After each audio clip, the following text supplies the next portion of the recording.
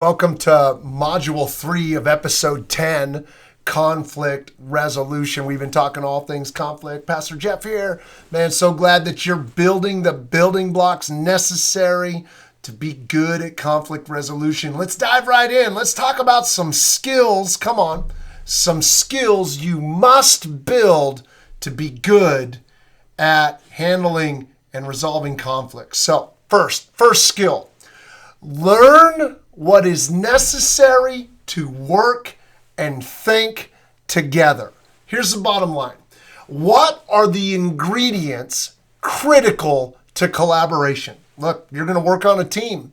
You're going to work in an organization. I mean, unless you're Albert Einstein in your lab, just being a mad scientist, you're going to interact with people. So learn what is necessary to work and think together.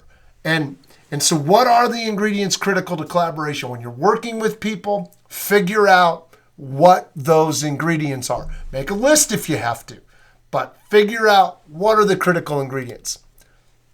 What other skill? Determine what part you are responsible for and what part is not yours. So let's talk about this. What are the elements that I am personally responsible for? And get honest about it.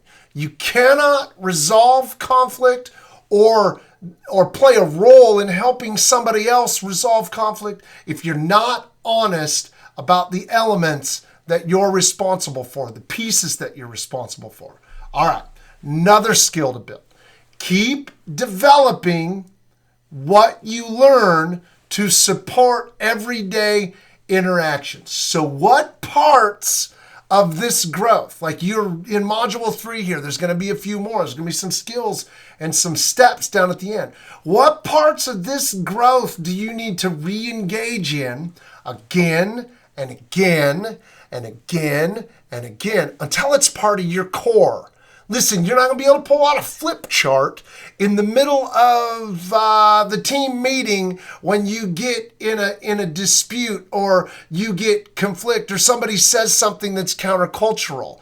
If you're going to solve conflict well, you're going to have these things are going to have to be internalized. They're going to have to be a part of your everyday interaction. So you got to develop the skill and learn to support everyday interactions of what you're going to. Maybe you need to go get Peg's book, Peg Pickering, How to Manage Conflict. It was written like in the early 2000s. It's the book that when I was deep in it, in a lot of conflict, I just felt like I needed to learn some skills, and Peg's book was great.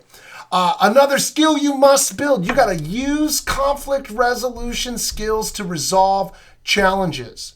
Later on, I think it's module 6, we're going to talk about like the 9 steps. And we're going to talk about some steps, like how to do it, how to set the atmosphere, all of that.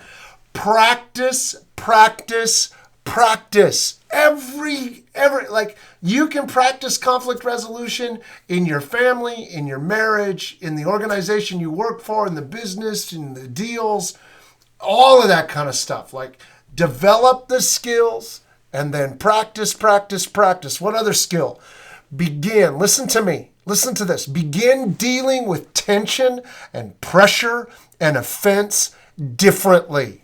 Listen, your instincts about conflict are not going to change overnight. They're just not.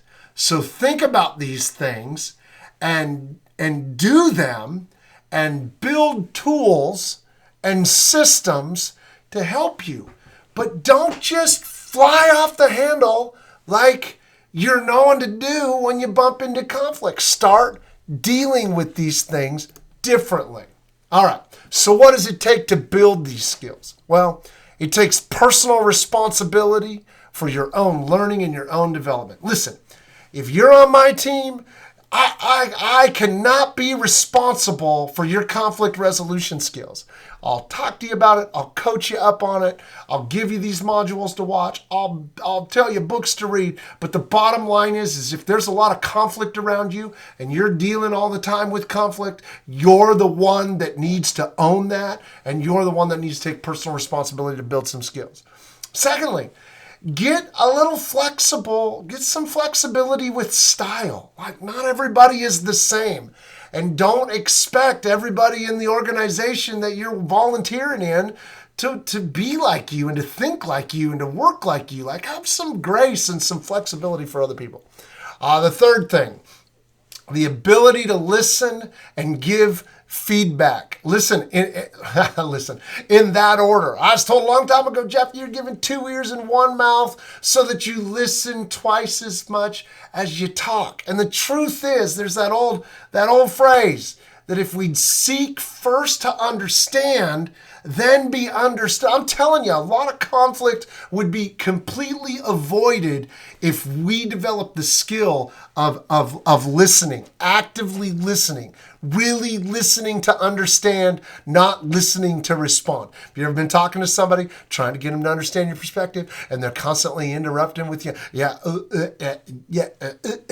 trying to get words in edgewise. You're sitting there, that's conflictive right there, right? So ability to listen and give feedback. And then the fourth thing, what it takes to build these skills is a positive attitude towards change. Listen, you're not going to solve conflict with people. Conflict isn't fun.